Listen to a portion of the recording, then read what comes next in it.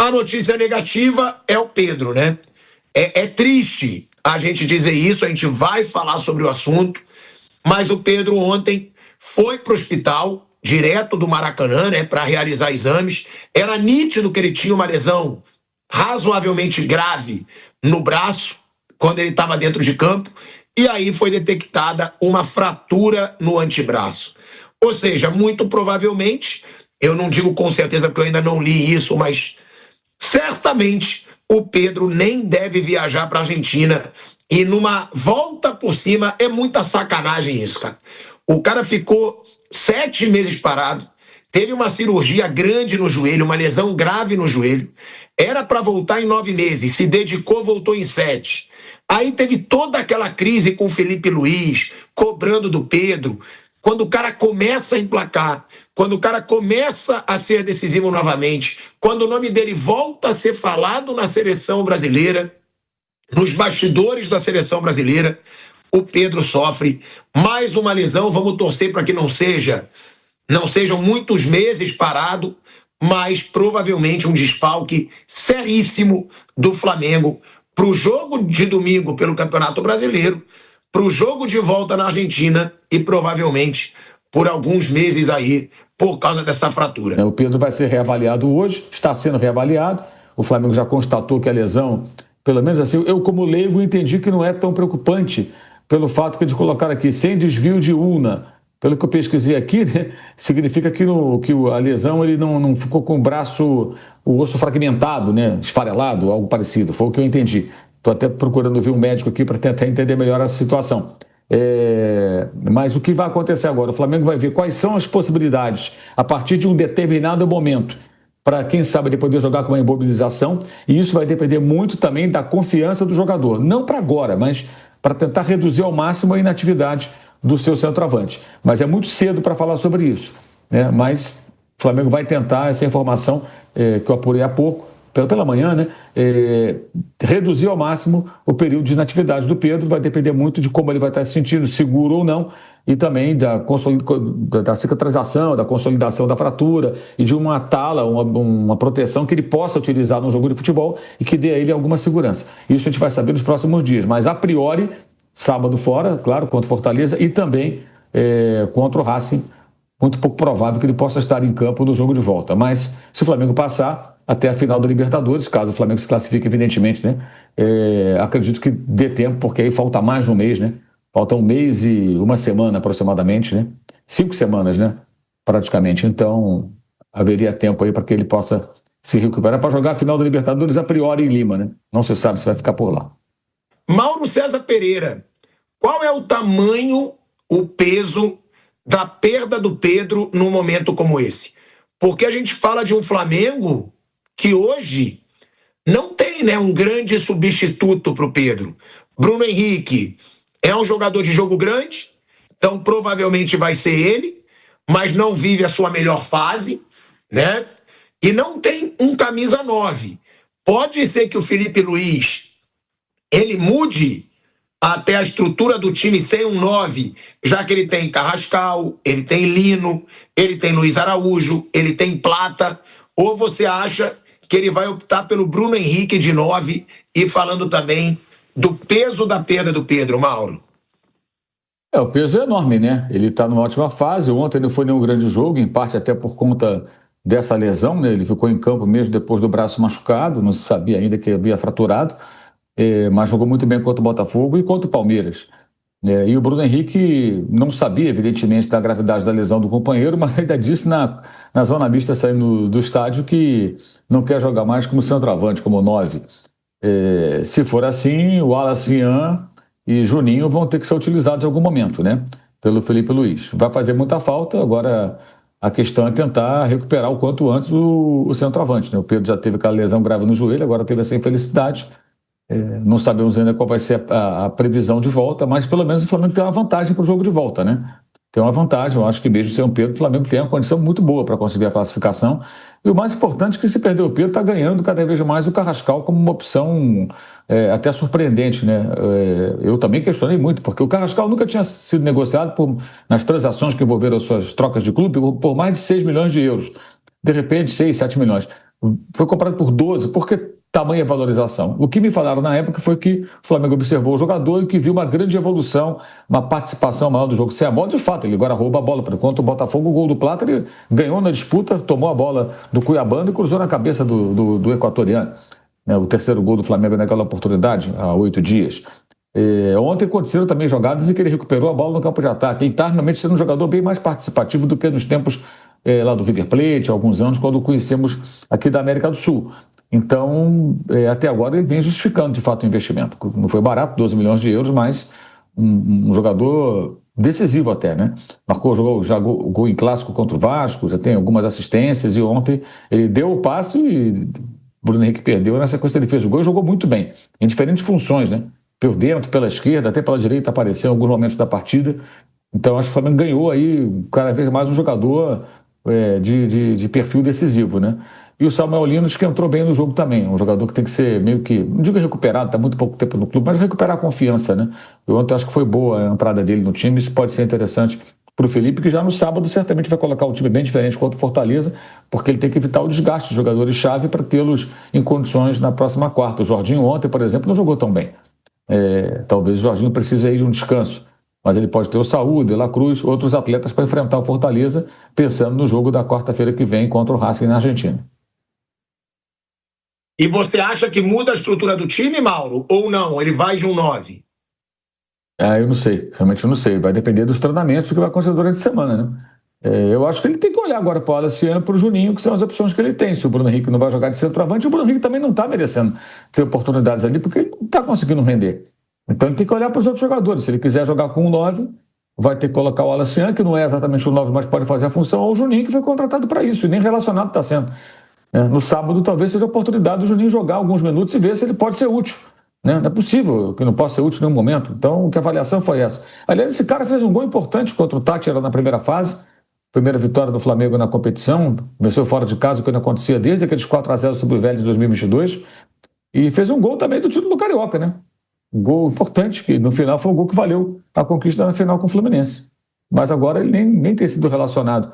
Mas tem que olhar para o jogador. É o que o Flamengo tem ali. Não é o Pedro, obviamente, é outra característica, mas é o que o Flamengo tem ali para tentar compor essa função ali de atacante, de comandante de ataque. O doutor Gustavo Asmar já está com a gente, né, aqui para falar sobre essa fratura do Pedro. E aí agora eu já vou agilizar, já vou fazer a primeira pergunta, né? Ele que é meu irmão, ortopedista especializado em medicina esportiva. Bom, Gu, essa situação do Pedro, né? Ele teve a fratura no braço, no antebraço. Muita gente acha, por ser no braço dá para jogar, imobiliza o braço e joga. Dá para o Pedro enfrentar o Racing no jogo de volta ou não? Até porque é um jogo muito pegado, precisa de mobilidade, o braço vai estar imobilizado, tem muita trombada. E outra, quanto tempo de recuperação uma lesão como essa, já que o Pedro ficou 7 meses parado aí por causa de uma lesão seríssima no joelho e agora mais essa fratura agora no braço. Boa tarde, mais uma vez aqui no programa falando do Pedro, né? Dessa vez uma lesão bem atípica no futebol, principalmente pelo mecanismo de trauma. Pelo que a gente está lendo, né? Eu até falei com o Mauro antes do programa, parece ser uma fratura da una, né? Que é esse osso aqui do antebraço, dessa parte lateral. E ela na ortopedia é chamada de lesão em cacetete. Por quê? Porque ela é bem característica de quando você vai se defender o rosto, né, da polícia, você toma um cacetete nessa região. E no lance do Pedro, a gente vê que o braço dele é esmagado entre o tronco dele e o zagueiro argentino. Eu estava no estádio ontem, não vi com precisão o lance. Depois que o Mauro falou comigo, eu fui ver o lance aqui na internet para entender. O braço dele foi esmagado entre o dele e o do defensor do Racing. Diante disso, se ele tem uma fratura e não vai ser cirúrgica, provavelmente é uma fratura sem desvio. Mas o antebraço dele tem que ser imobilizado para evitar que tenha o desvio dessa fratura. E a partir do momento que você usa uma órtese, né, uma tala, essa órtese tem que ser rígida. E na literatura, a gente tem que mobilizar qualquer pessoa em torno de 4 a 6 semanas. A gente vai acompanhando semanalmente o grau de consolidação e de desvio dessa fratura. Então, pensando na segurança dele e de outros atletas, ele tendo que usar uma órtese rígida, né, por mais que tenha evolução dos materiais leves, talvez, se ele tiver realmente essa fratura completa, ele vai ter que ficar imobilizado pelo menos 4 semanas. Então, eu não vejo nele uma possibilidade de jogar antes de 4 semanas, pelo menos, tá? Seria, geralmente, na média, são 4 a 8 semanas. 6 a 8 semanas, desculpa. Então, se for uma fratura incompleta, sem desvio, ele vai ficar imobilizado cerca de 4 semanas. Tá, mas por ser no braço, um jogo importantíssimo, dá para ir no sacrifício ou atrapalha muito? A questão é que ele tem que ficar imobilizado. Quem vai se responsabilizar de botar ele sem uma imobilização? Você está fazendo um erro médico, entendeu? Então, assim, não vejo ninguém se responsabilizando do Pedro entrar em campo sem uma tala com risco de desviar uma fratura, entendeu? Não vejo isso, não.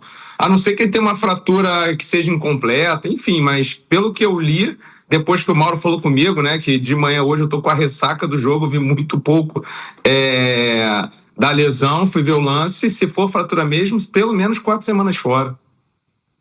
Mauro, Flávio, Raí, tem alguma pergunta?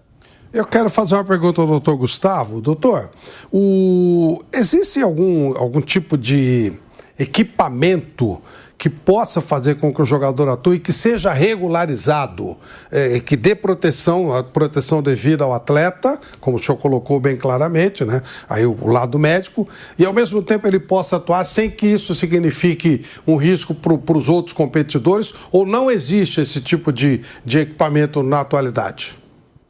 Existem hoje em dia umas órteses, né, 3Ds que chamam, que faz no molde do atleta, que é de um plástico rígido, que pode molhar tudo, mas eu não sei se essas órteses são consideradas seguras para o atleta, porque ela tem que ser rígida, é um plástico duro mesmo. Então ele vai usar o corpo, bate no rosto do atleta. Realmente eu não sei se a arbitragem, as federações permitem essa órteses leves e que são de plásticos rígidos e sem ponta, entendeu? Que são mais arredondadas. Isso realmente eu não sei se são liberadas pelas federações. Eu nunca vi serem utilizadas em jogos, por exemplo. Mas são leves, seguras e poderia ser usada assim nesse caso do Pedro.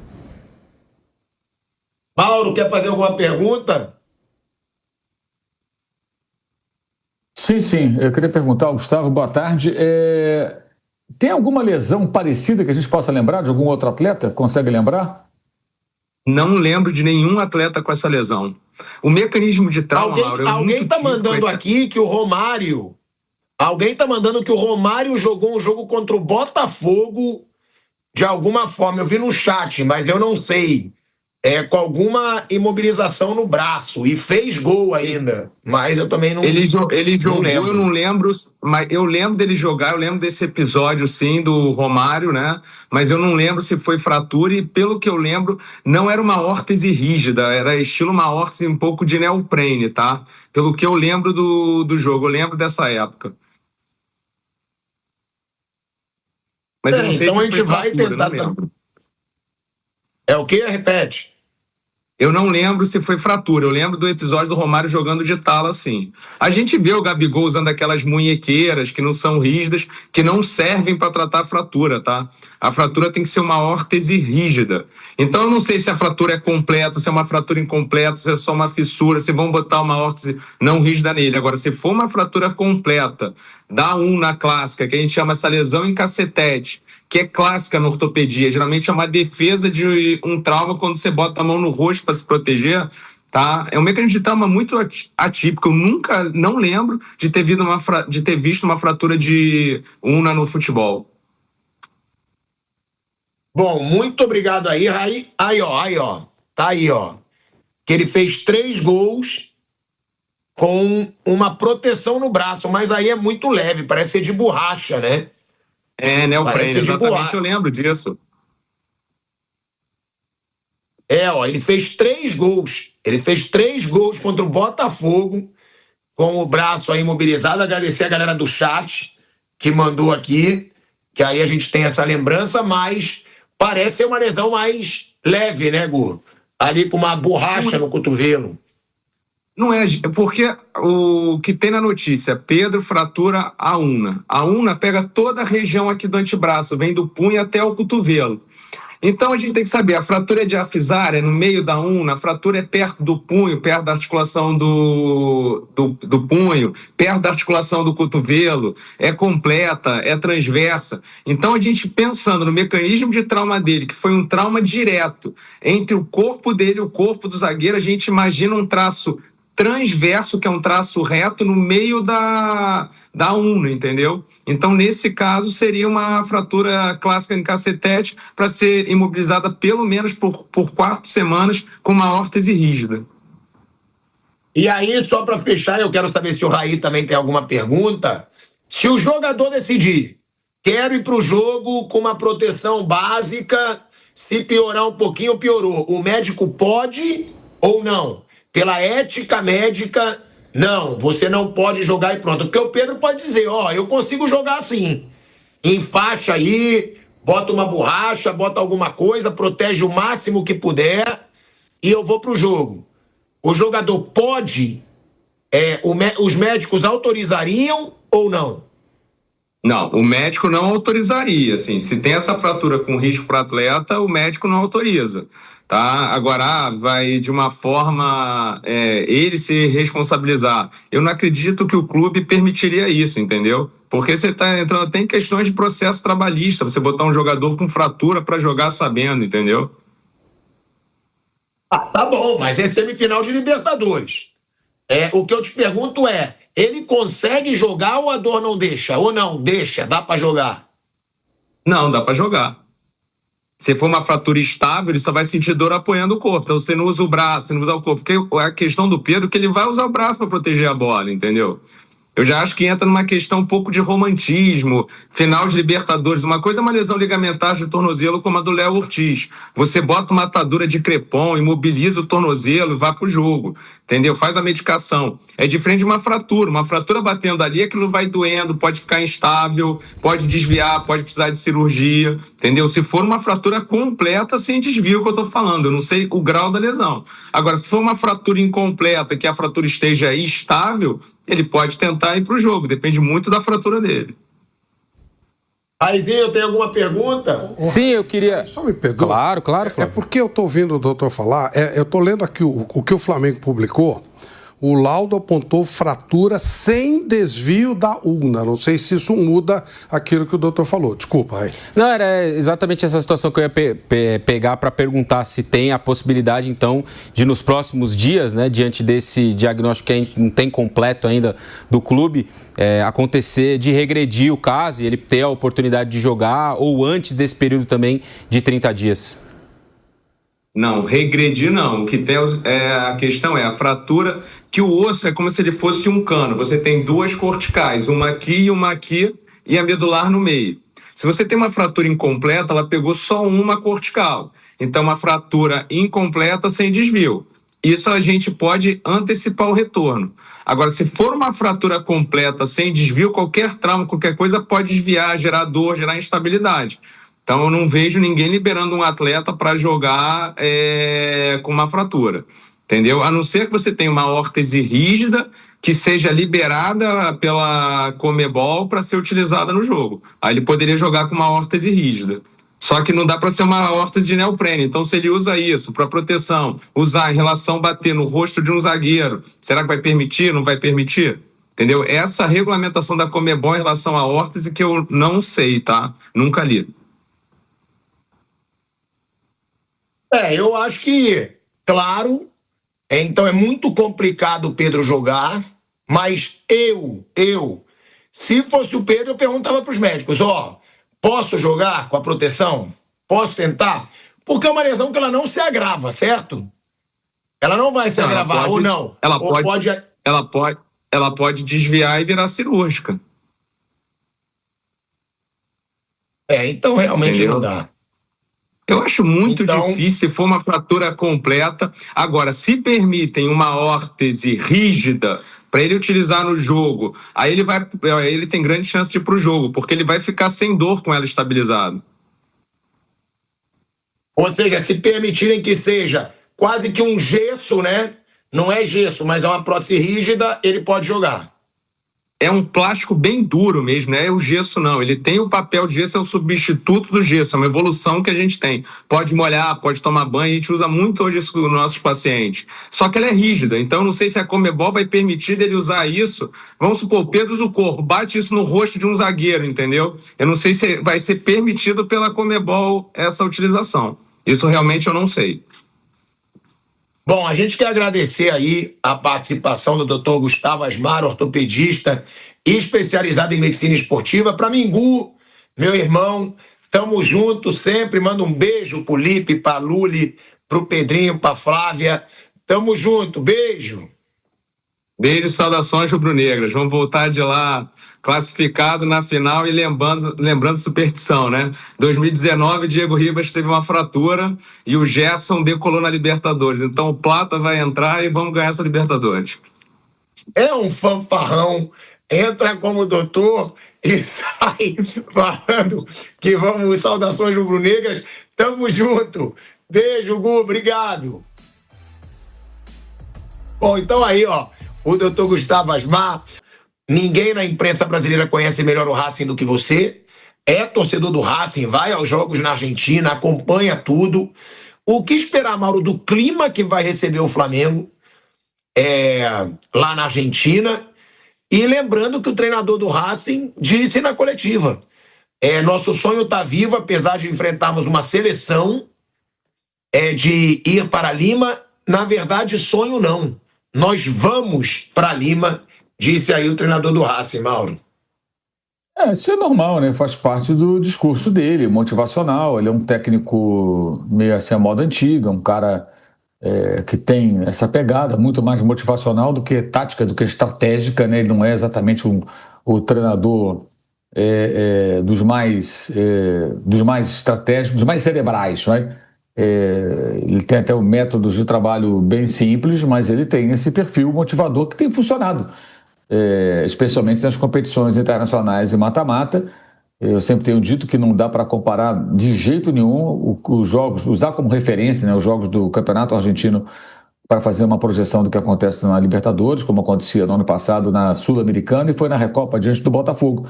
O time se mobiliza, o time divide todas as bolas, acredita em todas, luta até o final, muita concentração, o time não comete muitos erros, erra muito pouco. Por quê? Porque joga concentrado, sabe que é uma oportunidade talvez única na vida desses jogadores de chegar a uma final e de recolocar um time grande da América do Sul numa final de Libertadores depois de tanto tempo. Então, o que o Flamengo vai encontrar é um time que vai de novo pressionar a saída de bola no começo, um time chuta-chuta, que lá vai chutar muito mais contra o gol do Flamengo, vai finalizar mais. Ele não tem ali o companheiro de ataque do Maravilha Martins, que é o Salas, que foi para o River Plate. Isso está fazendo falta também para o Racing, né? Ele vai ter que encontrar ali uma outra parceria. Contratou o Vergara para ser meio que esse jogador, mas não funcionou. Talvez em casa ele busque uma escalação com um jogador como o Vergara, talvez para fazer uma parceria, ou dois centroavantes escalando o Balboa, para dar mais presença diária ao Racing diante do Flamengo. Então, acredito que nesse jogo de volta o Flamengo vai ser mais atacado, mais agredido, mas também vai encontrar mais espaço, especialmente atrás da última linha de zagueiros do Racing. O Flamengo tem feito muito bem o uso desse espaço, foi assim contra o Palmeiras, por exemplo. Ontem o Racing atacou, pressionou na primeira parte da etapa inicial, depois não. Depois ele se defendeu, se fechou e estava satisfeito com 0-0. Até foi muito impactante para os argentinos a forma como a derrota aconteceu, porque foi aos 43 minutos do segundo tempo o gol. Teve gol anulado, chances ali claras, o goleiro Cambeses fazendo defesas sensacionais. E, de repente, no final, o Flamengo fez um gol até com uma dose de sorte, né? Porque a bola bateu no Rojo e acabou morrendo no lançamento no fundo do gol, depois que o Bruno Henrique perdeu o cara a cara com o Cambeses, que é goleiro hoje da seleção da Argentina, reserva do Dibu Martins. Foi convocado na última data FIFA e jogou contra o Porto Rico. Então, a gente vai ver um Racing mais agressivo, mas também mais vulnerável. Aí vejamos se o Flamengo vai saber aproveitar esses espaços para tentar, quem sabe, fazer um gol e aí aumentar a sua vantagem. O que não pode acontecer do ponto de vista rubro-negro é jogar da maneira que atuou lá em La Plata, que foi vergonhoso. Um time que parecia que estava jogando um amistoso ou um jogo fácil do Campeonato Carioca. E da arquibancada, Mauro? O que esperar? Você acha que pode ser o maior caldeirão que o Flamengo vai jogar aí nos últimos anos em Libertadores ou é semelhante a outros times argentinos? O Flamengo, nos últimos anos, esse caldeirão, acho que vai ser parecido com o que foi contra o Olímpia. Eu acho que vai ser isso. Parecido com o que foi no Defensor del Chaco. Lá no Uruguai, Montevideo, nem achei que a torcida do Peñarol fez essa pressão toda, não. Mas a do Olímpia fez. Eu acho que vai ser algo semelhante. A torcida mobilizada, aguerrida, muita festa, muito apoio, o dia inteiro, aquela coisa que vai crescendo, o pessoal empolgado com o jogo, recepção do ônibus. Enfim, acho que vai ser parecido com o Olímpia. Os jogadores que foram ao Paraguai há 2 anos, é só eles lembrarem o papelão que eles fizeram e o que eles viram em torno do campo. Foi espetacular o que a torcida paraguaia fez naquela ocasião. Eu imagino que vai ser algo bem parecido. Mas é claro que depende muito do que acontece em campo, né? O Flamengo, na ocasião, venceu por 1-0 também, fez um gol, estava 2-0, aí tomou um gol, o Olímpia voltou para o jogo, o Flamengo não teve equilíbrio nenhum. Aí tomou o segundo e o terceiro, rapidamente até esses outros dois. Eu acho que dessa vez o Flamengo vai ter que demonstrar mais calma, controle do jogo, ter a bola, tirar a velocidade e usar os espaços que vão ser bem maiores atrás da última linha de zagueiros do time do Racing. Bom, antes de mais nada, eu acho que o Flamengo é um time rodado o suficiente para encarar esse tipo de coisa. A pressão pega e tal, você entra um pouco antes, no aquecimento, toma vai, xinga e tal. Na hora que a bola rola, esse tipo de jogador, eu entendo que está rodado bastante para não ter problema. Jorginho, Saúl, Bruno Henrique, se o Pedro jogar, tem jogadores que estão acostumados com isso. Todos estão, né? Arrascaeta, o goleiro Rossi, que jogava na Argentina, enfim. Eu acho que dá pro Flamengo encarar. O jogo vai ser pegado porque o time do Racing vai precisar fazer o resultado, vai pressionar. É natural que isso aconteça, o Mauro até citou, ele fez algo fora do comum ontem, quando ele pressiona o time do Flamengo no começo da partida, o que não é normal quando ele joga fora, mas em casa ele faz, e ontem o Racing suportou bem a pressão no Maracanã. Então eu entendo que vai ser um jogo muito pegado, muito duro, mas o Flamengo tem jogadores com rodagem suficiente para não se intimidar, né?